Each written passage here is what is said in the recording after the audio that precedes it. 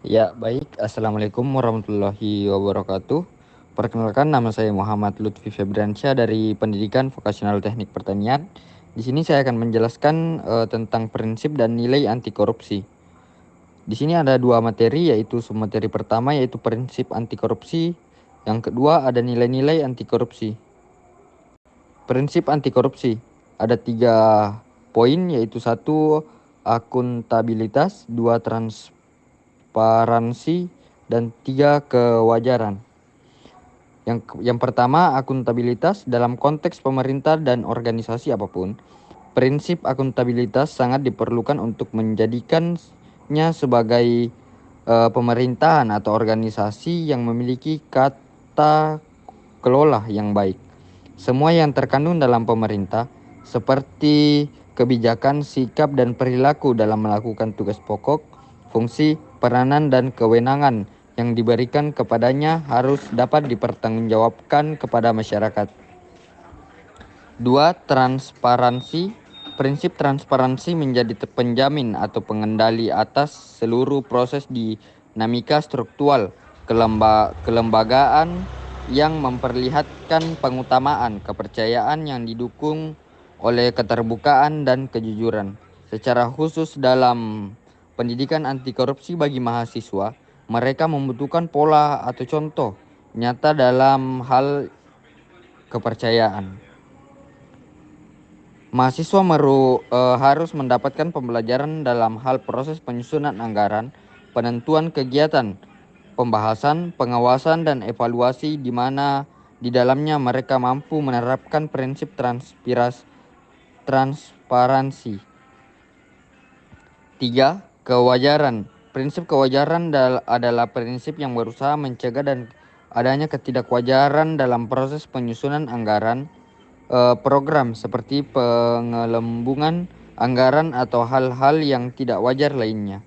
Prinsip kewajaran memiliki 5 sifat, yaitu komprehensif, disiplin, fleksibilitas, terprediksi, kejujuran, dan informatif. Salah satu contoh kewajaran adalah pemerintah mengharuskan para pejabat publik untuk melaporkan dan mengumumkan jumlah harta yang dimiliki sebelum menjabat dan sudah menjabat. Poin keempat, ada kebijakan dalam pendidikan anti korupsi bagi mahasiswa. Prinsip kebijakan dimaksudkan agar mahasiswa bisa mendapatkan pengetahuan dan pengertian tentang kebijakan anti korupsi. Kebijakan ini seharusnya berfungsi untuk mengelola aturan, interaksi supaya penyelewengan tidak dapat terjadi. Poin kelima, ada kontrol kebijakan. Prinsip kontrol kebijakan adalah upaya mengefektifkan kebijakan dan menghapus semua bentuk korupsi melalui lembaga-lembaga pengawasan di Indonesia dan melalui upaya lembaga mengevaluasi dirinya. Mereformasi sistem pengawasan di Indonesia dan menangani masalah-masalah pengawasan di Indonesia. Kontrol kebijakan dilaksanakan melalui partisipasi, revolusi, dan reformasi. Di slide selanjutnya ada nilai-nilai anti korupsi. 1. Kejujuran. Kejujuran berasal dari kata jujur yang berasal dari lurus hati. Artinya lurus hati, tidak berbohong dan tidak curang. Di dalam konteks kehidupan mahasiswa, penanaman nilai kejujuran sangat urgen karena nilai ini akan berpengaruh besar dalam kehidupan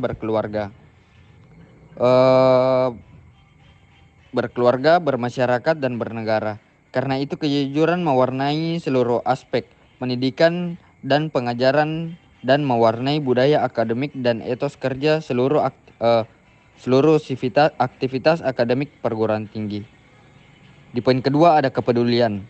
Para pendidik harus mendidik dan melatih para mahasiswa untuk menunjukkan kepedulian terhadap proses pembelajaran, pemeliharaan sumber daya di kampus secara baik dan benar, keterlibatan dalam berbagai aktivitas yang memajukan kampus dan berjuang untuk menghasilkan luaran atau produk ilmiah yang berkualitas.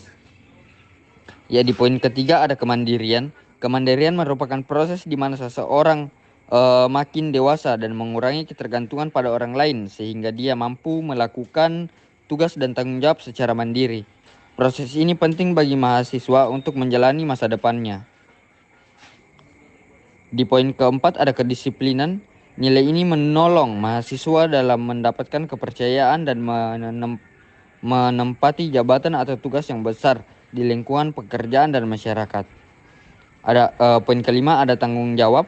Mahasiswa yang membiasakan diri untuk bertanggung jawab akan berkembang menjadi manusia yang selalu berusaha melaksanakan tugas apapun dengan sebaik mungkin. Di poin keenam ada bekerja keras. Mahasiswa yang memiliki nilai kerja keras dalam dirinya, dia akan menunjukkan sifat-sifat yang tekun, kemauan yang kuat, daya tahan, daya kerja, pendirian, keberanian, ketabahan, keteguhan, dan pantang mundur. Di poin ketujuh ada sederhana. Nilai hidup sederhana dapat diperlihatkan melalui sikap yang menolak sikap-sikap tamak, iri, dengki, egois, serakah, konsumtif, dan sebagainya. Sebaliknya, kesederhanaan ditunjukkan dengan hidup sesuai kemampuan, sesuai kebutuhan, dan sebagiannya. Di poin ke-8 ada keberanian.